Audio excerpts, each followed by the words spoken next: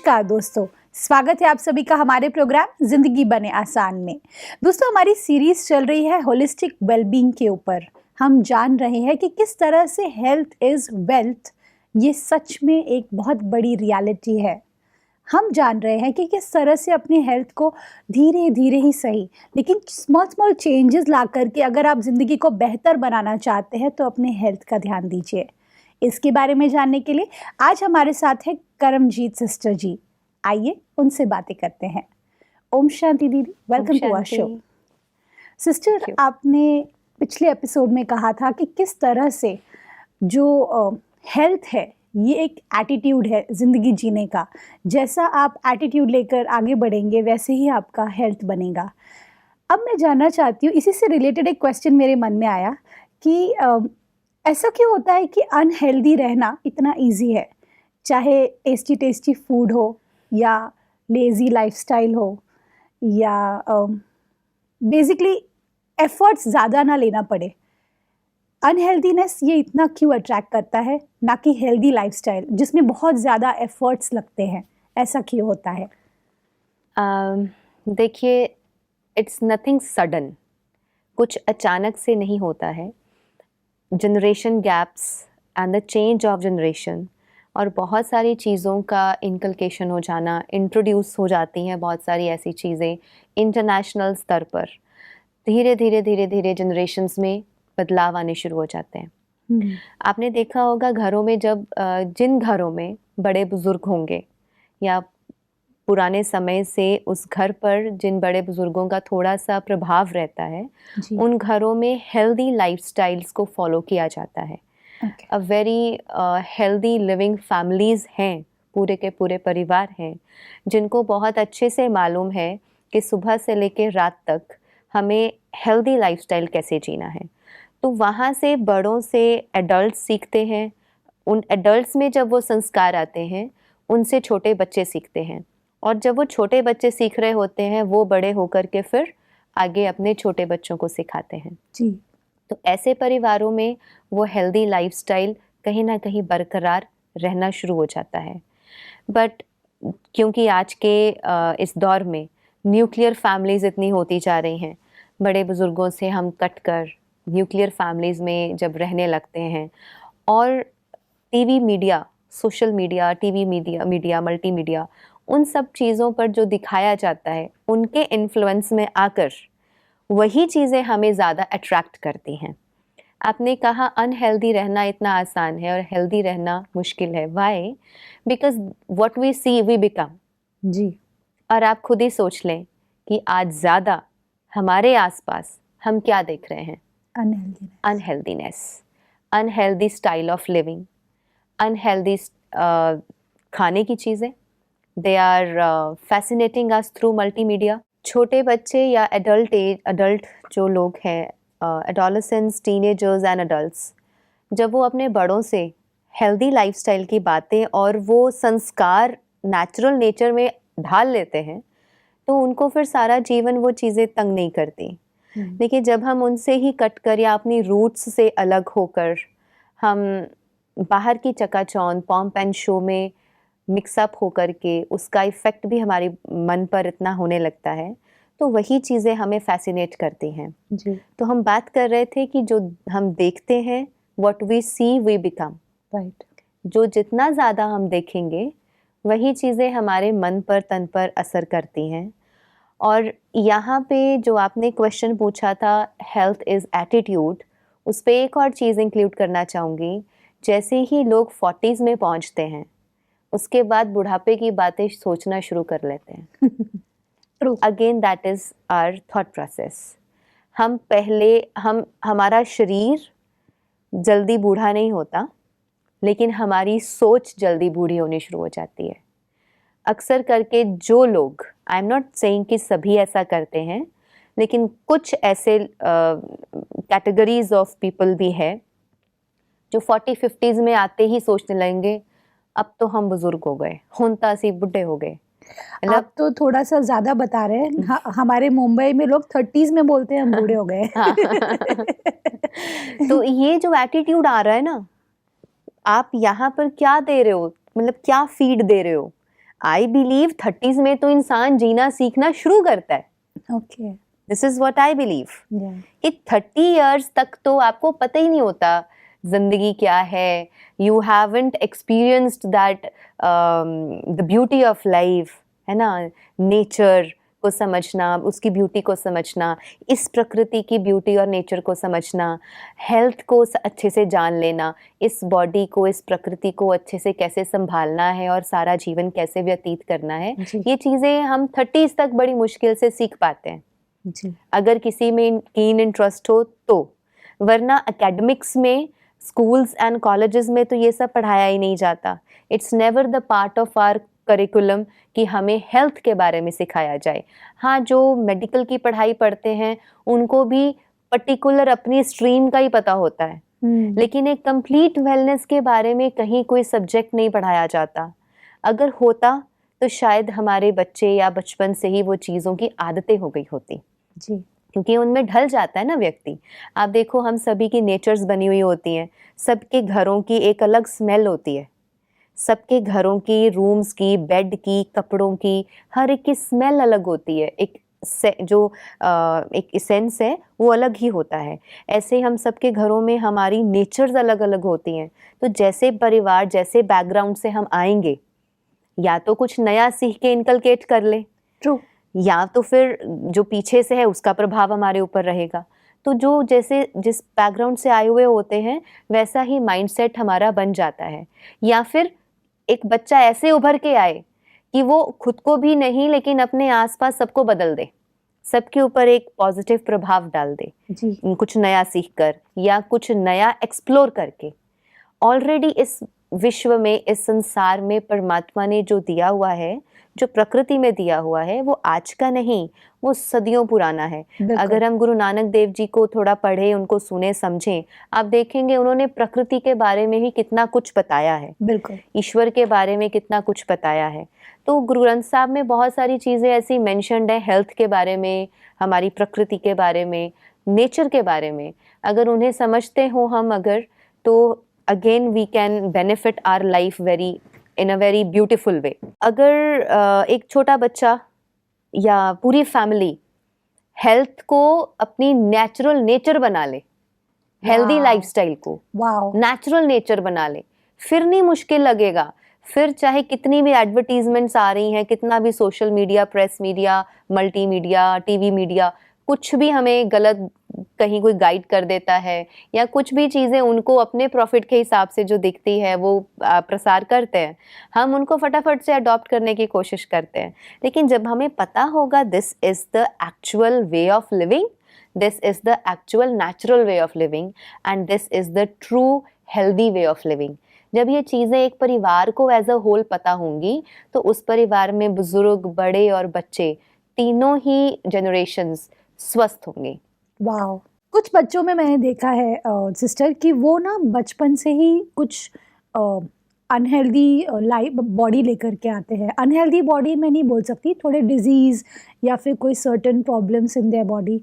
इसका रीज़न क्या होता है? इज़ इट बिकॉज कि उनकी फैमिली, पेरेंट्स या फिर उनके पहले जो जनरेशन्स रहे हैं वो अनहेल्दी थे, इसी वजह से वो ऐसे पैदा हुए हैं? See, if during the birth of a child or before the birth of a child or when a family is planning for a child, जी. अगर उस समय पर हस्बैंड एंड वाइफ और अ कपल और वो परिवार जो है, उस परिवार में ज़्यादातर आजकल न्यूक्लियर फैमिलीज हैं. जी. A couple is living and फिर उसके बाद एक बच्चा या दो बच्चे, यूजुअली ऐसा है. बड़ी जॉइंट फैमिलीज देखने को बहुत कम मिलती हैं आज के युग में. जी. तो अगर एक पेरेंट का लाइफस्टाइल ही अच्छा नहीं होगा, उसका प्रभाव उस बच्चे पर भी पड़ेगा जब वो 9 महीने अपनी माँ के कोख में है. ओके. और जब वो बच्चे का जन्म हो जाता है, बच्चा जब इस दुनिया में बाहर आता है, तो अगर उस फैमिली में ही हेल्दी लाइफस्टाइल जीने के तरीके नहीं अपनाए जा रहे हैं, तो नेचुरल है वो बच्चे पर इफेक्ट करेगा. Right. Supposedly we take an example of a mother. Suppose I am a mother and मेरे घर में बच्चा है, या हम किसी की भी एग्जाम्पल ले लें, अगर वो मदर को खुद को पता है कि सुबह उठने से लेके रात तक सारे दिनचर्या में how I have to lead a healthy life, a very well holistic wellbeing किसको कहते हैं वो उस मदर को पता है। जी। तो फिर उसका बच्चा जो उसके गोद में पल रहा है, जिसको वो सारा दिन अपने साथ खिलाती है पिलाती है, उसको खेल पाल करती है, तो उस बच्चे के अंदर वो आदतें माँ की आनी शुरू हो जाती है ना। ओके। बच्चा अडॉप्ट करता है ना अपने आसपास की हर बिल्कुल, चीज को। बिल्कुल। एक कमरे में इट्स अनटाइडी, इट्स शैबी, बस चीजें बिखरी हुई हैं। ऐसे घर में बच्चा पलेगा तो वो क्या देख रहा है इन आंखों से, क्या कलेक्ट कर रहा है। और एक ऐसा घर है जिसमें सुबह से लेके ईश्वर के नाम से दिन की शुरुआत करना, वेरी नीटली टाइडली और नीट एंड टाइडी सारे घर को रखना, और बहुत ही स्वच्छता उस बच्चे के आसपास रखना, टाइम टू टाइम उसके घड़ी घड़ी कपड़े चेंज करते रहना कि बच्चे के आसपास कहीं जरा सा भी कोई अनहाइजीनिक और गंदगी ना हो। जी। तो वो सारी चीजें भी तो बच्चे पर इफेक्ट करेंगी। बिल्कुल, this is so deep because तो आप जो ये बोल रहे हैं कि किस तरह से एक बच्चे के लिए उसके आसपास का वातावरण कितना बड़ा रोल प्ले करता है, वो तो बाद में, लेकिन अगर वो पेट के अंदर है, अपनी माँ के वूम के अंदर है, और वहाँ पर भी उनको क्या संस्कार मिल रहे हैं, कैसा वो उनकी मॉम लाइफ जी रहे हैं, उसका असर भी बच्चे पर पड़ता है। ये तो मैंने पहली बार जाना। तो ये स्वच्छता है ना, जी। दिस कम्स अंडर स्वच्छता। ओके। स्वच्छता मानसिक रूप पर, तन के रूप पर भी, और हमारे सराउंडिंग्स भी, तीनों रूप से जब हम स्वच्छ जीवन जी रहे हैं, बिल्कुल निर्मल स्वच्छ जीवन जी रहे हैं, उसका प्रभाव आपके बच्चे पर पड़ेगा। तो आप ये देखिए, आप कभी किसी के घर गए होंगे, कदम रखते ही लगेगा कि हम स्वर्ग में आ गए। एकदम स्वच्छ निर्मल set, everything organized, everything very nicely and neatly kept at its own place, है ना। ऐसे घर में जाओ और वहाँ की सीरीन वातावरण, वहाँ का जो एटमॉस्फेयर है वो भी आपको अट्रैक्ट करेगा। एक ऐसी जगह, और एक ऐसी जगह में जाओ कि घर गए, किसी के घर आप कदम रख रहे हैं, यू आर इन्वाइटेड समवेयर, चीज़ें बिखरी पड़ी हैं, सम अनटाइडी थिंग्स आर देयर, और सब हौच पौच हुआ पड़ा है, और आवाज़ें आ रही हैं कहीं कहीं से। तो ऐसे घर में जाओ, फ़र्क है ना दोनों का। बिल्कुल फर्क है। तो वो कहाँ से आ रही हैं वो चीज़ें? Are we adopting this from TV? No. Are we adopting this from outside? No. सब कुछ यहाँ है। जिसका ये स्वच्छ होगा, जिसका यहाँ पर सब ऑर्गेनाइज्ड होगा, जब यहाँ कोई क्लटर नहीं होगा, तो उस आत्मा को अपने बाहर भी क्लटर पसंद नहीं होगा। राइट। उसको बाहर भी स्वच्छता ही चाहिए।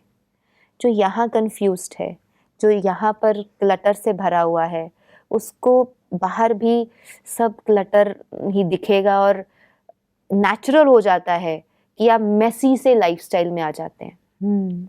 That starts from your mind. Mind की क्लैरिटी होना, मानसिक रूप पर स्वच्छ निर्मल होना, that also comes with nature.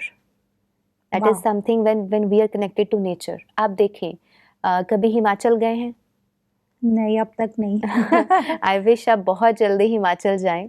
I heartily wish this for you. Thank you.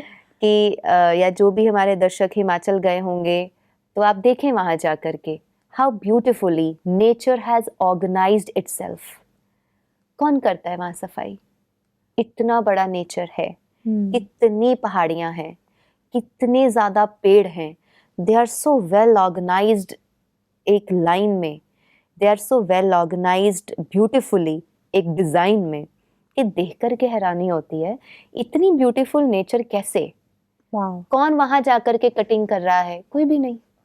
हम तो अपने घरों के गार्डन्स को मेंटेन कर सकते हैं, हम तो अपने घरों को मेंटेन कर सकते हैं, हम अपने कमरे को मेंटेन कर सकते हैं, हम अपनी बॉडी को मेंटेन कर सकते हैं। वहाँ नेचर को कौन मेंटेन कर रहा है?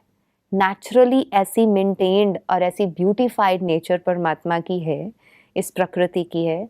उससे सीखने को मिलता है कि एक नेचर में ये जो पेड़, पंछी, पौधे, पहाड़ियाँ, so beautifully well designed and so beautifully organised in a perfection. आप कहीं गलती, कहीं कमी निकाल ही नहीं सकते। वहाँ कोई ह्यूमन बीइंग का रोल ही नहीं है। नेचर ने अपने आप को ब्यूटीफुली खुद ही ऑर्गेनाइज इतना किया हुआ है हमारी हेल्प के बिना। तो फिर मैं अपनी नेचर अगर ऐसी बना लूं, तालमेल बिठा करके नेचर के साथ, प्रकृति के साथ जी, क्योंकि बहुत से लोग प्रकृति को परमात्मा कह देते हैं। एक तरह से परमात्मा को प्रकृति के रूप में देखना शुरू कर लेते हैं। राइट। क्योंकि when we look at nature, चेतनता है ना, पेड़ हैं, पौधे हैं, पहाड़ियां हैं, चेतनता है, पौधों में, ट्रीज में चेतनता है। दे ग्रो, इतने से होते हैं फिर कितने बड़े हो जाते हैं, राइट। और वो हमें कितना कुछ देते हैं। तो उस चेतनता को जब हम अपने अंदर लेके आते हैं विद मेडिटेशन, जी। With the power of God, with the power of Almighty and spirituality, तो हमारा जीवन सारा ही ऑर्गेनाइज्ड होना शुरू हो जाता है। वाओ। फिर जब आप अपनी बात जब किसी के आगे रखेंगे या अपने बच्चों को समझाएंगे, फिर उनको वो बातें मुश्किल नहीं लगेंगी। उनको लगेगा कि यस, इनकी बात में दम है, ये हमें सुनना चाहिए, ये हमें देखना चाहिए, इसको अडॉप्ट करना चाहिए फॉर आवर ओन बेनिफिट, ताकि हम अपने जीवन में बिल्कुल एकदम से निर्मल, स्वच्छ और सुखी और तंदुरुस्त जीवन जिए till our 80, 90 and 100s। What I feel कि अगर एक व्यक्ति प्रकृति के साथ सामंजस्य बिठा करके जीना शुरू करे, 80s, 90s एंड 100s तक उसका जीवन होना बहुत आसान है वाओ।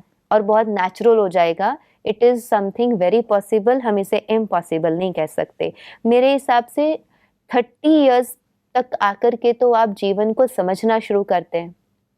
उसके बाद का जीवन जो है 30, 40, 50s तक आप अच्छे से कमाओ, जो करना है करो अच्छे से until your 60s। उसके बाद जीवन को एंजॉय करना शुरू करो जी। और किसी को कुछ देना शुरू करो। जो आपने सीखा 50, 60 इयर्स में, उन 60 इयर्स में सीख करके बाकी के 40 साल दे के जाओ। वाओ। वो जब आप दे के जाएंगे तो आगे आने वाली जनरेशन को वो चीज़ें मिलेंगी। बिल्कुल। एंड वो देना भी हो तो इतने प्यार से हो, इतना लवफुल हो कि उनको एक्सेप्ट हो जाए। बिल्कुल। वरना प्यार के बिना देंगे तो वो एक्सेप्टेंस नहीं आएगी। बिल्कुल। तो ये भी एक तरीके से हेल्थ का एक हिस्सा है कि जब एक समय आता है जब आप किसी को कुछ देते हैं या आप उस चीज़ के सक्षम हो चुके हैं कि आप किसी को देंगे तो आपको खुशी मिलेगी। जैसे आपने कहा after 60 you should have that kind of a life. मुझे ऐसा लगता है कि ये जो आपने ब्रैकेट्स बनाए हैं ऑफ हेल्थ, ये मुझे बहुत इंटरेस्टिंग लग रहा है। I think there is something so much to learn from it. मैं जानना चाहती हूँ सिस्टर कि जैसे आपने कहा कि कंट्रीब्यूशन भी एक तरीके से आपकी लाइफ का बहुत बड़ा हिस्सा होता है, वो भी आपको हेल्दी रखने में मदद देता है, क्या ये बात सच है? जी बिल्कुल, कंट्रीब्यूशन का अपना एक इम्पोर्टेंस है लाइफ में, और उसको हम, वो तो मैंने एक मेजॉरिटी के लिए कहा कि मेजॉरिटी पीपल जिनको लगता है कि we are busy in our lives for many other things, तो उनके लिए वो सोच सकते हैं कि आफ्टर 60 और 70 जब हमारा लाइफ का वो पीरियड है जिस टाइम हमें लाइफ का सुख लेना चाहिए, at that time we can contribute. But वाह। कंट्रीब्यूशंस तो हम बचपन से कर सकते हैं, एंड कंट्रीब्यूट वही करेगा ना जिसके पास अपना स्वास्थ्य है। बिल्कुल। If I am healthy I can contribute, सही बात। Mentally, emotionally, physically, at all levels. अगर मैं ही स्वस्थ नहीं हूँ तो मैं किसी को कैसे कहूँगी कि आप ऐसे करो वैसे करो? वी बिल्कुल। Can't guide others. आप एक और चीज़ देखेंगे, बिना बोले भी कंट्रीब्यूशन कर सकते हैं। कैसे? प्रकृति है, हाँ। कुछ कहती नहीं है हमसे, आवाज़ नहीं आती प्रकृति की, वो बोलती नहीं है, लेकिन हमें जल, वायु, धरती, अग्नि और आकाश, पांचों तत्व बहुत कुछ देते हैं। ट्रू। कभी आप हिमाचल जाएंगे या कोई भी ऐसी जगहों पर जाएंगे which are very close to nature, वहाँ पे आप जाके देखेंगे नेचर आपसे बात करती है, नेचर आपको सिखाती है कि कैसे ऑर्गेनाइज्ड और वेल बीइंग आपकी रह सकती है। तो बचपन से ही अगर आपको हेल्थ की समझ हो, अगर जी। हमें समझ हो, तो जैसे जैसे आप हेल्दी जीवन जिएंगे, आपको देख कर के भी तो लोग सीखते हैं ना। ट्रू। बिल्कुल। अब मिल्खा सिंह थे, पंजाब से एक बहुत बड़े एथलीट हैं, फौजा सिंह हैं, मिल्खा सिंह हैं, ऐसे कुछ एथलीट्स जो रहे हैं, आप उनकी 100 क्रॉस करने के बाद भी अगर उनकी हेल्थ को देखें, देखने वाले देख कर के ही कह देंगे कि बड़ी अच्छी हेल्थ मेंटेन्ड है, और अगर ये कर सकते हैं तो फिर हम क्यों नहीं कर सकते? ऐसा जिसके मन में आ गया उसको मोटिवेशन मिल गई, बिल्कुल। उसको वो प्रेरणा मिल गई। तो this is how without speaking also our body, our mind, अगर हम अपने आप में स्वस्थ जीवन जी रहे हैं, आपको देख करके बहुत सारे लोग सीख लेंगे। Wow. That also spreads a message. बिल्कुल, ये भी एक तरीके का कंट्रीब्यूशन ये है। भी एक कंट्रीब्यूशन है। इफ आई एम हेल्दी, जी। being healthy is also a contribution to my society and my family. ओह। अगर मैं स्वस्थ नहीं हूँ तो मेरा परिवार मुझसे तंग नहीं होगा नहीं कह सकते, लेकिन मेरा परिवार मेरे लिए वरी करेगा। या मैं ठीक नहीं हूँ तो मेरा लाइफ पार्टनर, मेरा परिवार, वो सब मेरे लिए चिंतित रहेंगे। या आए दिन हम हॉस्पिटल्स के चक्कर काट रहे हैं, वहीं पैसा लग रहा है, तो वो सारी चीज़ें कितनी अनहेल्दी हो जाती हैं, बिल्कुल। कितना मेसी हो जाता है। And if I am keeping my self fit and healthy, तो आप सोचो पूरे परिवार को क्या मैसेज जा रहा है। बिल्कुल, so it's true. Again a contribution. Sister, अभी एक और सवाल आया मेरे मन में, ये जैसे कि हम कुछ लोगों की बात करें जिन्हें अभी अभी डायग्नोस हुआ कि सपोज उन्हें डायबिटीज़ हुआ है या फिर थायराइड हुआ है या कोई भी तरह का डिजीज़ उन्हें हुआ है, तो तब एक जैसे एक अलार्म बजता है या फिर एक अवेयरनेस आती है कि नहीं, अभी मुझे अपनी हेल्थ का ध्यान देना है, क्योंकि अगर मैं ध्यान नहीं दूंगी या नहीं दूंगा तो मुझे प्रॉब्लम हो सकती है, या वो मोटिवेशन वहीं पर शुरू होता है। तो ऐसा क्यों होता है कि हमें वैसे अलार्म की ज़रूरत है और हम पहले से ही उस चीज़ को लाइफस्टाइल में क्यों नहीं ले पाते? क्योंकि हमने कभी प्रायोरिटी नहीं दी ना। We never give priority to health. We give priority to money. We give priority to our professions. We give priority to outside world. We never prioritize or give preference to our inner world.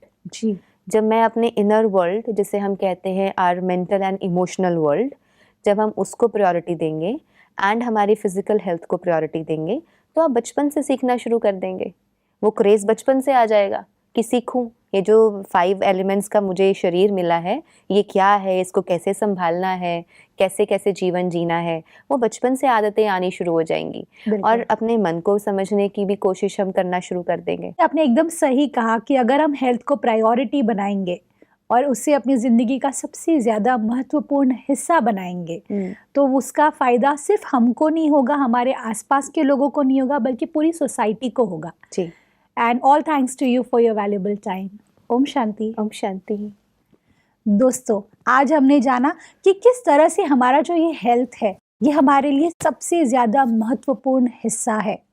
हम आज तक ये मानते आए कि अगर हमारी जो जनरेशन्स है, जो पीछे के पूर्वज है, उनकी जो लाइफस्टाइल है वही हमारी लाइफस्टाइल बनती रहेगी।